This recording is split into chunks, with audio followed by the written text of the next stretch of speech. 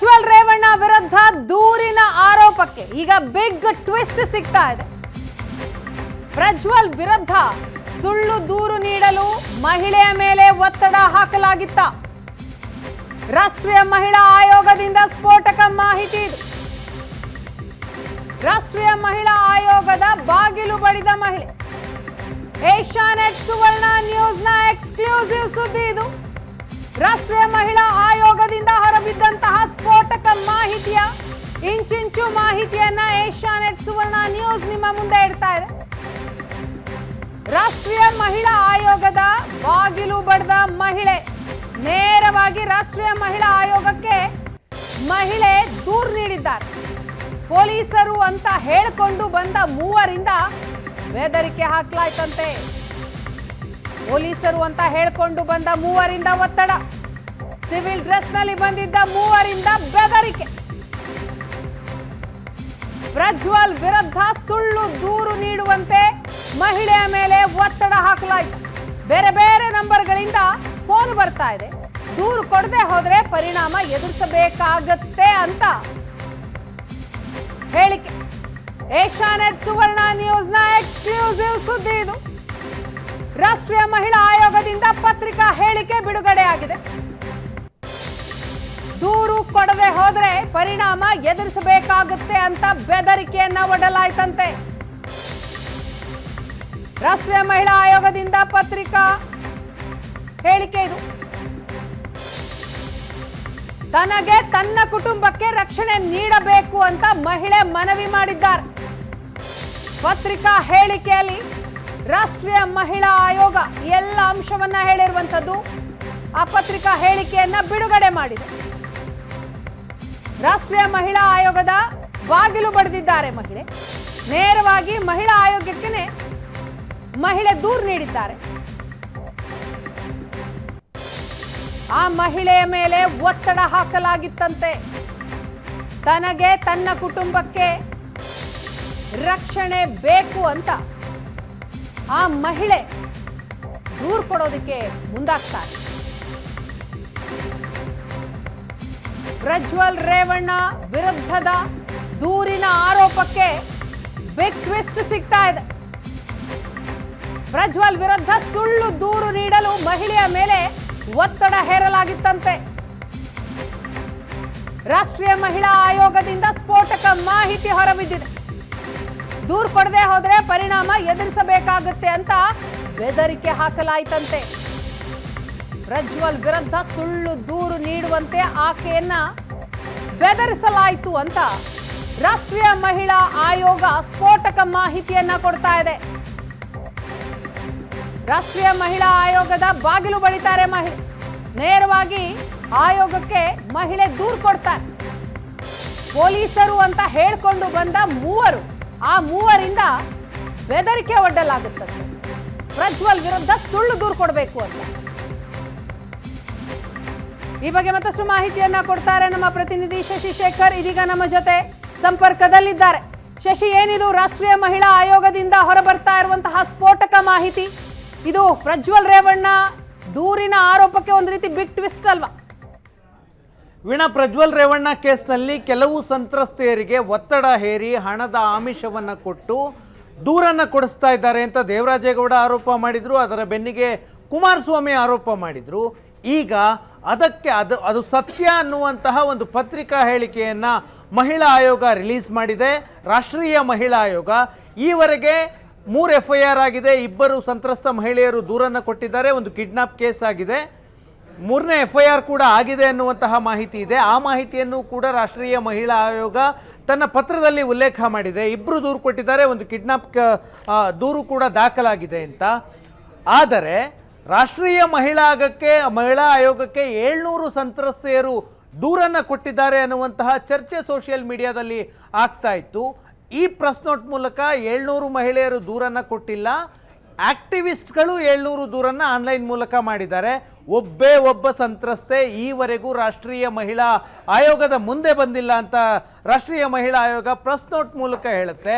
ಇದೇ ಪ್ರೆಸ್ ನೋಟ್ರಲ್ಲಿ ರಾಷ್ಟ್ರೀಯ ಮಹಿಳಾ ಆಯೋಗ ಹೇಳುತ್ತೆ ಈ ಒಬ್ಬ ಸಂತ್ರಸ್ತೆ ಬಂದು ರಾಷ್ಟ್ರೀಯ ಮಹಿಳಾ ಆಯೋಗದ ಮುಂದೆ ದೂರು ಕೊಟ್ಟಿದ್ದಾರೆ. ಸಿವಿಲ್ ಡ್ರೆಸ್ ಹಾಕಿದಂತಹ 3 ಪೊಲೀಸರು ಒತ್ತಡ ಹೇರ್ತಾ ಇದ್ದಾರೆ. ಪ್ರಜ್ವಲ್ ರೇವಣ್ಣ ವಿರುದ್ಧ ಲೈಂಗಿಕ ದೌರ್ಜನ್ಯದ ದೂರನ್ನು ಕೊಡಬೇಕು ಅನ್ನುವ ಒತ್ತಡ ಹೇರ್ತಾ ಇದ್ದಾರೆ ನನ್ನ ಮೇಲೆ. ನಾನು ದೂರನ್ನು ಕೊಡೋದಕ್ಕೆ ಒಪ್ಕೊಂಡಿಲ್ಲ ಅಂತ ರಾಷ್ಟ್ರೀಯ ಮಹಿಳಾ ಆಯೋಗದ ರಕ್ಷಣೆ ಕೋರಿ ತಮ್ಮ ಮುಂದೆ ಬಂದಿದ್ದಾರೆ ಅನ್ನುವ ಪ್ರೆಸ್ ನೋಟನ್ನು ರಾಷ್ಟ್ರೀಯ ಮಹಿಳಾ ಆಯೋಗ ಬಿಡುಗಡೆ ಮಾಡಿದೆ. ಈವರೆಗೆ ಒಂದಷ್ಟು ಬೆಳವಣಿಗೆಗಳು ನಡೆದಿದೆ. ಅತ್ಯಾಚಾರದ ಕೇಸ್ಗಳು ದಾಖಲಾಗಿದೆ, ಲೈಂಗಿಕ ದೌರ್ಜನ್ಯದ ಕೇಸ್, ರೇವಣ್ಣ ವಿರುದ್ಧ ಕಿಡ್ನಾಪ್ ಕೇಸ್ ಇದೆ. ಈ ಎಲ್ಲ ಬೆಳವಣಿಗೆಗಳ ನಂತರ ಇದು ಇಡೀ ಪ್ರಕರಣವನ್ನು ಟ್ವಿಸ್ಟ್ಗೆ ತೆಗೆದುಕೊಂಡು ಹೋಗಬಹುದಾದಂತಹ ಪ್ರಕರಣವನ್ನು ರಾಷ್ಟ್ರೀಯ ಮಹಿಳಾ ಆಯೋಗ ಉಲ್ಲೇಖ ಮಾಡಿದೆ. ಸಂತ್ರಸ್ತ ಮಹಿಳೆಯರು ಅಂತ ಯಾರು ಈ ಕೇಸ್ನಲ್ಲಿ ಇದ್ದಾರೆ, ಪ್ರಜ್ವಲ್ ರೇವಣ್ಣನ ಅಶ್ಲೀಲ ವಿಡಿಯೋದಲ್ಲಿ ಯಾರೆಲ್ಲ ಕಾಣಿಸ್ಕೊಂಡಿದ್ದಾರೆ ಮಹಿಳೆಯರು, ಅವರನ್ನು ಸಂತ್ರಸ್ತೆಯರು ಅಂತ ದೂರು ಕೊಡಿ ಅಂತ SIT ಅಧಿಕಾರಿಗಳು ನಾವೇ ಸಂಪರ್ಕ ಮಾಡ್ತಾ ಇದ್ದೀವಿ ಅಂತ SIT ಹೇಳಿತ್ತು. ಈಗ ಹಾಗೆ ಸಂಪರ್ಕ ಮಾಡಿದ ಒಬ್ಬ ಮಹಿಳೆಗೆ ಕಂಪ್ಲೇಂಟ್ ಕೊಡಬೇಕು ಪ್ರಜ್ವಲ್ ರೇವಣ್ಣ ವಿರುದ್ಧ ಅಂತ ಒತ್ತಡ ಹಾಕಿದ್ದಾರೆ ಅನ್ನುವಂತಹ ದೂರು ರಾಷ್ಟ್ರೀಯ ಮಹಿಳಾ ಆಯೋಗಕ್ಕೆ ಹೋಗಿದೆ. ಈಗ ಈ ವಿಷಯವನ್ನ ಇಟ್ಕೊಂಡು ರಾಷ್ಟ್ರೀಯ ಮಹಿಳಾ ಆಯೋಗ ಈ ಬಗ್ಗೆ ತನಿಖೆ ನಡೆಸುವಂತಹ ಸಾಧ್ಯತೆ ಇದೆ.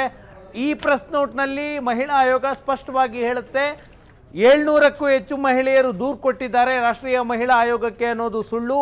ಈವರೆಗೂ ಯಾವ ಸಂತ್ರಸ್ತೆಯೂ ರಾಷ್ಟ್ರೀಯ ಮಹಿಳಾ ಆಯೋಗಕ್ಕೆ ಬಂದಿಲ್ಲ.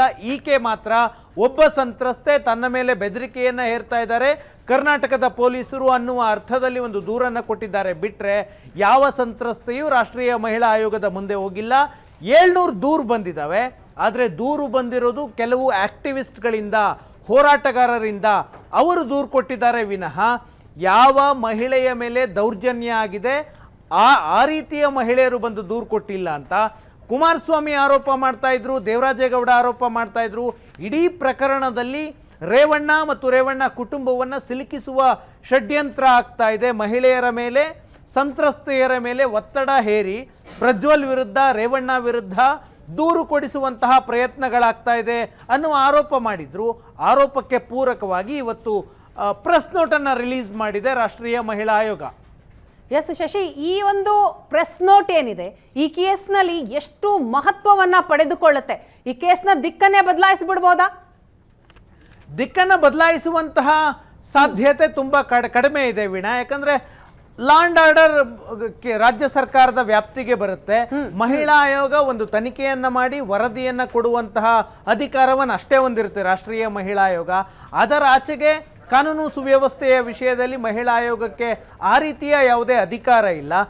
Law and order state issue, ಹಾಗಾಗಿ ರಾಜ್ಯ ಸರ್ಕಾರದ ಅಡಿಯಲ್ಲಿ ಬರುತ್ತೆ. ಈಗ ರಾಜ್ಯ ಸರ್ಕಾರದ ಅಡಿಯಲ್ಲಿ ಬರುವಂತಹ ಪೊಲೀಸರೇ ಈ ಪ್ರಕರಣದ ತನಿಖೆಯನ್ನ ಮಾಡ್ತಾ ಇದ್ದಾರೆ. ಆಮೇಲೆ ಈಗ ಯಾರು ಸಂತ್ರಸ್ತೆಯರು ಅಂತ ಕಂಪ್ಲೇಂಟನ್ನು ಕೊಟ್ಟಿದ್ದಾರೆ, ಪೊಲೀಸರು ಅವರಿಂದ 164 ಹೇಳಿಕೆಯನ್ನು ನ್ಯಾಯಾಧೀಶರ ಮುಂದೆ ದಾಖಲಿಸಿದ್ದಾರೆ. ಒಂದು ವೇಳೆ ಅದೇ ಸಂತ್ರಸ್ತೆಯರು ಈಗ ದೂರು ಕೊಟ್ಟವರು ಪ್ರಜ್ವಲ್ ರೇವಣ್ಣ ವಿರುದ್ಧ ಅಥವಾ HD ರೇವಣ್ಣ ವಿರುದ್ಧ ದೂರು ಕೊಟ್ಟ ಸಂತ್ರಸ್ತೆಯರು ಕೆಲವು ದಿನಗಳ ನಂತರ ನಮ್ಮ ಮೇಲೆ ಒತ್ತಡ ಆಗಿದೆ, ಆದರೆ ಆ ಕಾರಣದಿಂದಾಗಿ ನಾವು ಹೇಳಿಕೆಯನ್ನು ಕೊಟ್ವಿ ಅಥವಾ ದೂರನ್ನು ಕೊಟ್ವಿ ಅಂತ ಹೇಳೋದಕ್ಕೆ ಸಾಧ್ಯ ಆಗಲ್ಲ. ಯಾಕಂದರೆ ನ್ಯಾಯಾಧೀಶರ ಮುಂದೆ 164 CRPC ಸೆಕ್ಷನ್ನ ಅಡಿಯಲ್ಲಿ ನೀವು ಸ್ಟೇಟ್ಮೆಂಟನ್ನು ಕೊಟ್ಟಾಗ ಇಡೀ ಕೇಸ್ನಲ್ಲಿ ಕೊನೆಯವರೆಗೆ, ಅಂದರೆ ಶಿಕ್ಷೆ ಪ್ರಕಟವಾಗುವವರೆಗೆ ಅದು ದಾಖಲೆಯಾಗಿ ಉಳಿಯುತ್ತೆ, ಅದು ಸಾಕ್ಷಿಯಾಗಿ ಉಳಿಯುತ್ತೆ. ಒಂದು ವೇಳೆ 164 ಹೇಳಿಕೆಯನ್ನು ಕೊಟ್ಟಂತಹ ಮಹಿಳೆ ನಾನು ಅವತ್ತು ಹೇಳಿದ್ದು ಸುಳ್ಳು, ನಾನು ಒತ್ತಡಕ್ಕೊಳಗಾದಿ ಏನಾದರೂ ಹೇಳಿದೆ ಅಂತ ಹೇಳಿದರೂ ಕೂಡ ಯಾರು ಆ ಹೇಳಿಕೆಯನ್ನು ಕೊಟ್ಟಿದ್ದಾರೆ ಆಕೆಯ ವಿರುದ್ಧವೇ ನ್ಯಾಯಾಲಯಕ್ಕೆ ಕ್ರಮ ತೆಗೆದುಕೊಳ್ಳುವಂತಹ ಅವಕಾಶ ಇದೆ. ಅದೇ ಕಾರಣಕ್ಕಾಗಿ ಈ ಇಡೀ ಪ್ರಕರಣ ರಾಜಕೀಯ ಸ್ವರೂಪ ಪಡೆದುಕೊಂಡಿರೋದು ಎಲ್ಲರಿಗೂ ಗೊತ್ತೇ ಇದೆ. ಅದರ ಭಾಗವಾಗಿ ಆರೋಪ ಪ್ರತ್ಯಾರೋಪಗಳು ಬರ್ತವೆ. ಅದರ ಜೊತೆಗೆ ಆ ಆರೋಪಗಳು ಬಂದ ನಂತರ ಈ ರೀತಿಯ ಪ್ರೆಸ್ ನೋಟ್ ಮಹಿಳಾ ಆಯೋಗದಿಂದ ಬಂದಿದೆ. ಒತ್ತಡ ಕೆಲವರ ಮೇಲೆ ಹಾಕಿರುವಂತಹ ಸಾಧ್ಯತೆಗಳು ಇದ್ದಾವೆ. ಯಾಕಂದರೆ SIT ಅಧಿಕಾರಿಗಳು ನಾವು ಮಹಿಳೆಯರನ್ನು ಸಂಪರ್ಕ ಮಾಡ್ತಾ ಇದ್ದೀವಿ, ಯಾರೆಲ್ಲ ಸರ್ಕಾರಿ ಅಧಿಕಾರಿಗಳ ಮೇಲೆ ದೌರ್ಜನ್ಯ ಆಗಿದೆ, ವೈರಲ್ ಆಗಿರುವಂತಹ ವಿಡಿಯೋದಲ್ಲಿರುವಂತಹ ಮಹಿಳೆಯರಿಗೆ ನೀವು ಬರಲೇಬೇಕು, ದೂರು ಕೊಡಲೇಬೇಕು ಅನ್ನುವಂತಹ ನೋಟಿಸ್ಗಳನ್ನು ಕೊಟ್ಟಿದ್ದಾರೆ. ಸರ್ಕಾರಿ ಅಧಿಕಾರಿಗಳಿಗೆ ಈ ರೀತಿಯ ನೋಟಿಸನ್ನು SIT ಅಧಿಕಾರಿಗಳು ಕೊಟ್ಟಿರುವಂತಹ ಸಂದರ್ಭದಲ್ಲಿ ಈ ರೀತಿಯಾಗಿ ಒಬ್ಬ ಮಹಿಳೆ ತನ್ನ ಮೇಲೆ ದೂರು ಕೊಡಿ ಅಂತ ಪ್ರೆಷರ್ ಆಗ್ತಾ ಇದ್ದಾರೆ ಪೊಲೀಸರು ಅಂತ ದೂರು ಕೊಟ್ಟಿರೋದೇನು ಆಶ್ಚರ್ಯ ಅಲ್ಲ. ಯಾಕಂದರೆ ಒಂದು ಆಡಿಯೋ ಇತ್ತೀಚೆಗೆ ವೈರಲ್ ಆಯಿತು, ದೇವರಾಜೇಗೌಡ ರಿಲೀಸ್ ಮಾಡಿದ್ರು. ಅದರಲ್ಲಿ ಡಿ ಕೆ ಶಿವಕುಮಾರ್ ಹೇಳ್ತಾರೆ ನಾವೇನು ಹೇಳಿಸ್ಬೇಕೋ ಹೇಳಿಸಿದ್ದೀವಿ ಅನ್ನುವ ಅರ್ಥದ ಆಡಿಯೋ. ಅದು ಕೂಡ ಅರ್ಧಕ್ಕರ್ಧ ಅವ್ರಿಗೆ ಎಷ್ಟು ಬೇಕೋ ಅಷ್ಟನ್ನು ವೈರಲ್ ಮಾಡ್ಕೊಂಡಿದ್ದು, ಆಡಿಯೋವನ್ನು ಎಷ್ಟು ಬೇಕೋ ಅಷ್ಟನ್ನು ರಿಲೀಸ್ ಮಾಡಿದ್ದಾರೆ. ಹಾಗಾಗಿ ಈ ವಿಷಯದಲ್ಲಿ ಎರಡೂ ಕಡೆಯಿಂದ ಪೊಲಿಟಿಕಲ್ ಗೇಮ್ ಆಗ್ತಾ ಇದೆ. ಅದು ಕಾಂಗ್ರೆಸ್ ಕಡೆಯಿಂದನೂ ಆಗ್ತಾ ಇದೆ, BJP ಕಡೆಯಿಂದನೂ ಆಗ್ತಾ ಇದೆ. HD ಕುಮಾರಸ್ವಾಮಿ ಈ ವಿಷಯದಲ್ಲಿ ಸ್ಪಷ್ಟವಾದ ಅಭಿಪ್ರಾಯವನ್ನು ನಿನ್ನೆ ಹೇಳಿದ್ದಾರೆ. ನಾ ಇಡೀ ಕೇಸ್ನಲ್ಲಿ ರೇವಣ್ಣ ಪರ ನಿಂತ್ಕೊಳ್ತೀನಿ, ಪ್ರಜ್ವಲ್ ರೇವಣ್ಣ ಪರ ನಿಲ್ಲೋದಿಲ್ಲ ಅಂತ HD ಕುಮಾರಸ್ವಾಮಿ ಸ್ಪಷ್ಟವಾಗಿ ಹೇಳಿದ್ದಾರೆ. ಆಮೇಲೆ ಮೇಲ್ನೋಟಕ್ಕೆ ಪ್ರಜ್ವಲ್ ರೇವಣ್ಣ ಕೆಲವು ಮಹಿಳೆಯರ ಮೇಲೆ ಬಲವಂತದವಾಗಿ ಲೈಂಗಿಕ ದೌರ್ಜನ್ಯ ನಡೆಸಿರುವಂತಹ ವಿಡಿಯೋಗಳು ವೈರಲ್ ಆಗಿದ್ದಾವೆ. ಕೆಲವರದ್ದು ಸಮ್ಮತಿಯ ಆಧಾರದ ಮೇಲೆ ಲೈಂಗಿಕ ಸಂಬಂಧ ಇದ್ದರೆ, ಕೆಲವರನ್ನು ಬಲವಂತವಾಗಿ ಲೈಂಗಿಕವಾಗಿ ದುರುಪಯೋಗ ಪಡಿಸಿಕೊಂಡಂತಹ ವಿಡಿಯೋಗಳಿವೆ. ಆ ಸಂತ್ರಸ್ತೆಯರು, ನೀವು ವಿಡಿಯೋದಲ್ಲಿ ತುಂಬ ವೈರಲ್ ಆಗಿರೋ ವಿಡಿಯೋದಲ್ಲಿ ಸ್ಪಷ್ಟವಾಗಿ ಗೊತ್ತಾಗುತ್ತೆ ಬಲವಂತದ ಲೈಂಗಿಕ ದೌರ್ಜನ್ಯ ಅಂತ.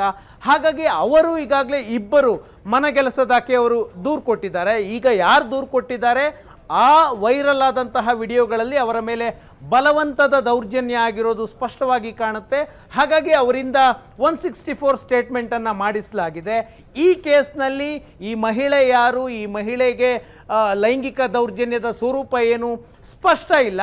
ಒಟ್ಟಿನಲ್ಲಿ ಕರ್ನಾಟಕದ SIT ಅಧಿಕಾರಿಗಳು ಸಂತ್ರಸ್ತೆಯರ ಮೇಲೆ ಒತ್ತಡ ಏರ್ತಾ ಇದ್ದಾರೆ, ಬೆದರಿಕೆ ಹಾಕ್ತಾ ಇದ್ದಾರೆ, ನೀವು ದೂರು ಕೊಡಬೇಕು ಅನ್ನುವಂತಹ ಹೇಳಿಕೆ ಮಹಿಳಾ ಆಯೋಗದಿಂದ ಬಂದಿದೆ. ಅದು ದೇವರಾಜೇಗೌಡ ಮತ್ತು ಕುಮಾರಸ್ವಾಮಿ ಆರೋಪ ಮಾಡಿದ ಬೆನ್ನಿಗೆ. Veena. Yes sir, thank you Shashi ತಮ್ಮೆಲ್ಲ ಮಾಹಿತಿಗಾಗಿ. ಒಟ್ಟಿನಲ್ಲಿ ಪ್ರಜ್ವಲ್ ರೇವಣ್ಣ ವಿರುದ್ಧ ದೂರ ಏನು ದಾಖಲಾಗಿದೆ, ಆ ದೂರಿನ ಆರೋಪಕ್ಕೆ ಈಗ ಬಿಗ್ ಟ್ವಿಸ್ಟ್ ಕೊಡ್ತಾ ಇರುವಂಥದ್ದು ರಾಷ್ಟ್ರೀಯ ಮಹಿಳಾ ಆಯೋಗ ಬಿಡುಗಡೆ ಮಾಡಿರುವಂತಹ ಈ ಪ್ರೆಸ್ ನೋಟ್ನಿಂದ. ಮಹಿಳೆಯೊಬ್ಬರು ನೇರವಾಗಿ ರಾಷ್ಟ್ರೀಯ ಮಹಿಳಾ ಆಯೋಗದ ಬಾಗಿಲು ಬಡಿತಾರೆ. ಆಕೆಗೆ ಏನೆಲ್ಲ ಬೆದರಿಕೆಯನ್ನು ಹಾಕಲಾಯಿತು, ಯಾವ ರೀತಿ ಒತ್ತಡ ಹೇರಲಾಯಿತು, ಎಲ್ಲವನ್ನೂ ಕೂಡ ಮಹಿಳಾ ಆಯೋಗದ ಮುಂದೆ ಆ ಮಹಿಳೆ ಹೇಳಿದ್ದಾರಂತೆ. ಪ್ರಜ್ವಲ್ ವಿರುದ್ಧ ಸುಳ್ಳು ದೂರು ಕೊಡಬೇಕು ಅಂತ ಆಕೆಯ ಮೇಲೆ ಭಾರಿ ಒತ್ತಡವನ್ನ ಹೇರಲಾಗುತ್ತಂತೆ. ಪೊಲೀಸರು ಅಂತ ಹೇಳಿಕೊಂಡು ಮೂವರು ಬಂದಿರ್ತಾರೆ, ಅವರು ಒತ್ತಡವನ್ನ ಹೇರ್ತಾರೆ. ಕೇಸ್ ಕೊಡಬೇಕು, ಕೇಸ್ ಕೊಡದೆ ಹೋದ್ರೆ ಪರಿಣಾಮ ಎದುರಿಸಬೇಕಾಗತ್ತೆ.